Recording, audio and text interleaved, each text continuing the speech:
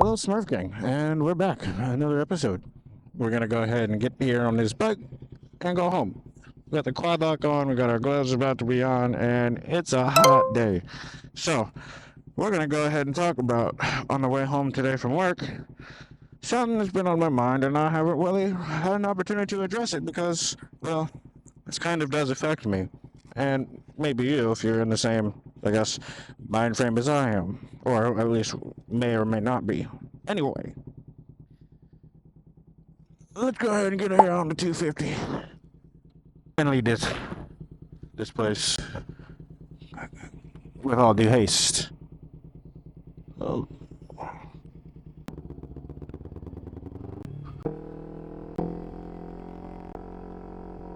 Wondering whether, like me, if you're like me, you're trying to probably upgrade to the ZX6R from maybe something like a 250 or even an R3 or whatever you might have been riding, or, well, a beginner bike. A ZX6R is definitely not a beginner bike. That I'm certain of.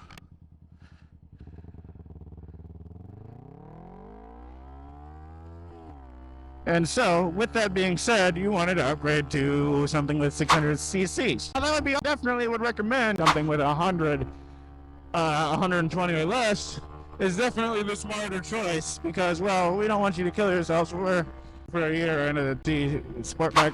Well, 1000 cc, much of anything really, is probably not the best after only a year or two of riding. Anywho, I'm not your daddy, so that's my advice. And that's why I'm going to leave that conversation at. But at the same time, you wanted a 600cc motorcycle, and as you know, the ZX6R from 2025. Wow, horrible downshift. There we go. That's better. That's better too. All right, I like it. All right. Anyway, there's a recall on it about, I think it was like the crank bearings or something like that. That's very catastrophic. And while I am some ZX, also say I don't like a recall that has to do with the engine. So where does that leave me? That leaves me with probably holding off on buying a ZX6 for a while because, one, I don't want to deal with that and I don't know when it's going to be over, and two, because I have another 600cc sport bike that's going to cost me. I went ahead and got me a project bike in the Honda CBR 600 variety from 2003, first gen. Awesome, gotta love it. Nope, I have a wiring issue, and so I took it to a professional, so I am not currently riding it, nor... So, with that being said, I would actually recommend you getting something old, something that's already been through its, well, I guess, recommended service life as far as a dealership is concerned. 600 or something like that within the $6,000 range is going to get you way farther than a brand new bike ever will. Here's why. You're going to be less afraid of dropping it. It's not going to have all the aids on it that you need, but you can probably find one that has ABS on it relatively easy. But at the same time, it's not going to cost you so much to insure it because it's used. That's a great thing. Insurance is very expensive. Do you really want to pay $300? And it's probably not your only form of transportation? Ladies and gentlemen, think about it. An old Japanese sport bike is going to get you way farther for a lot less money, and you'll still have all the same thrills that anybody on a brand new ZX6R or sport bike or brand new anything is going to have at half the price or less. I'm not telling you go get yourself a clapped out R6 or CBR 600. I'm definitely not saying doing that.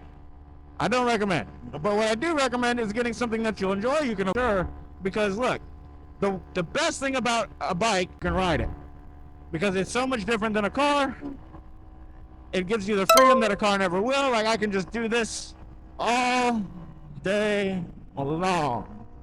You can't do that in a car. You'll literally run out of space. So, look, spend on the bike, just make sure it's comfortable and you don't get buyer's remorse from it, because at the end of the day, if you can't ride it, or you haven't, then buying, well, a bike that has going to pay full coverage insurance on it, I mean, which you should do anyway, but it's going to be $300 a month because, one, you've only had your license for a year, and that's not going to look too kind on and especially by our bike.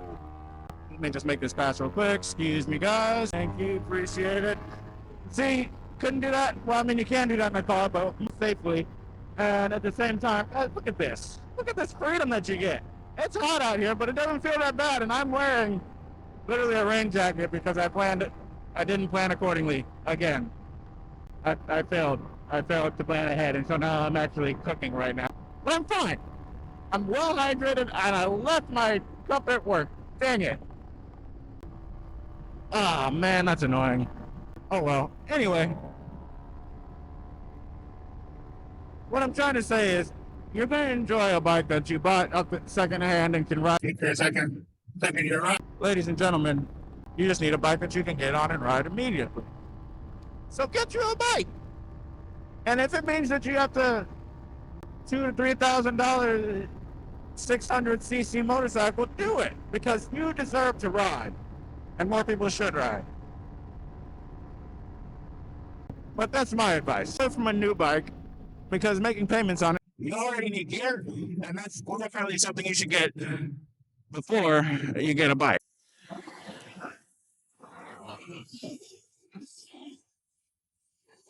You understand what I'm trying to say here?